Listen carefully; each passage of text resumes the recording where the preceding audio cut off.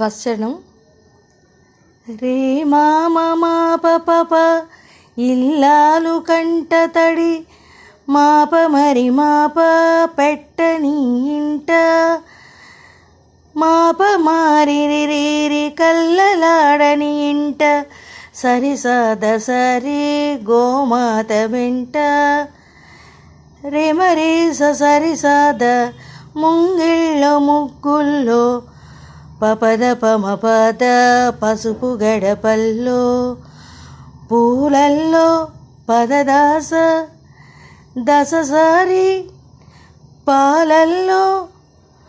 ఇప్పుడు దశసారి దగ్గర స్టార్ట్ అవుతుంది అనమాట పూలల్లోనే.